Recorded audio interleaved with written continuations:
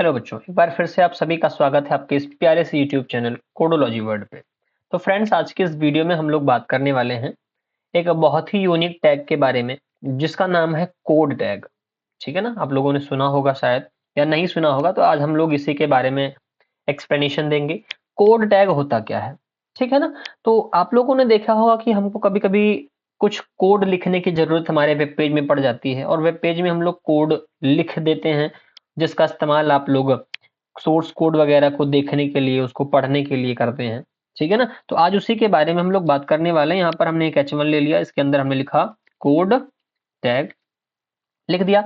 लिखने के बाद हमने यहाँ पर एक पैराग्राफ लिया और पैराग्राफ के अंदर मैं लिख रहा हूं this is a simple Python code to add two numbers. हमने इतना लिख दिया। इतना लिखने के बाद हाइफन लगाया, सेव करूंगा और सेव करके इसको मैं रन कराता हूं। रन कराने पर आप आउटपुट देख पा रहे हैं। यहाँ पर क्या लिखा हुआ है, code tag, this is simple Python code to add two numbers. अब कोड लिखना कैसे है, कोड का इस्तेमाल कैसे करना, उसको मैं आपको बताता हूं। यहाँ पर आपको लिखना होगा कोड टैग। क्या लगाना होगा, कोड टैग लगाना होगा। कोड टैग लगाने के बाद आपको यहाँ पर नंबर लेने पड़ेंगे। हमने ले लिया a बराबर इंट, है ना। मैं यहाँ पर एक पाइथन का कोड लिख रहा हूं, इंटर नंबर लिख दिया। ठीक, पाइथन की कोडिंग मैं कर रहा हूं। अगर आप नहीं जानते हैं तो पाइथन का भी हमारा कोर्स चल रहा है, आप उसको देखेंगे तो ये सारे कोड आपको बहुत आसानी से इजीली समझ में आएंगे। मैंने लिखा बी नाम का वेरिएबल लिया और उसके बाद भी मैंने लिखा इंट के अंदर मैंने फिर से क्या लगाया, इनपुट फंक्शन लगाया। इनपुट फंक्शन क्या करेगा, यूजर से इनपुट लेने का काम करेगा। और यहाँ पर मैंने लिख दिया इंटर सेकेंड नंबर,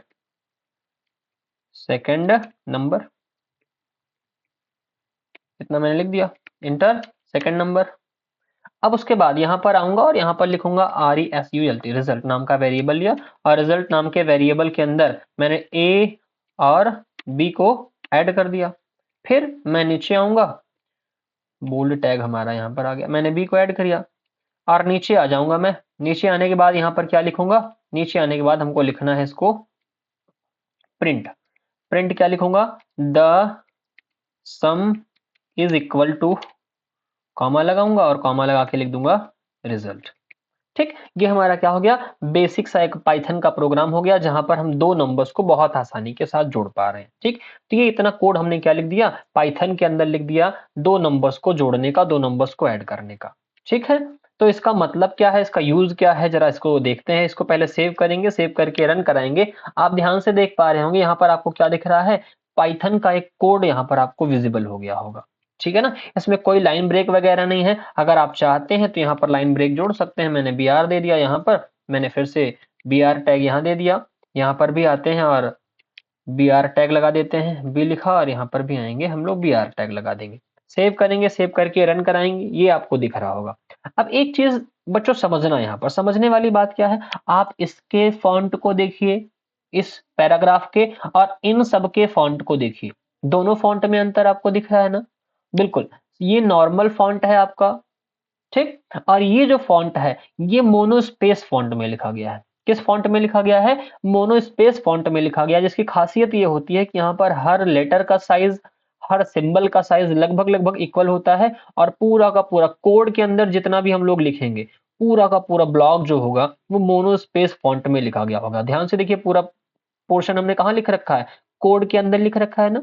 तो ये कोड यही काम करता है कि आपके जो फॉन्ट्स हैं उनको एक स्पेशल फॉन्ट में लिखने का काम करेगा, जो कि क्या होता है, मोनोस्पेस फॉन्ट होता है।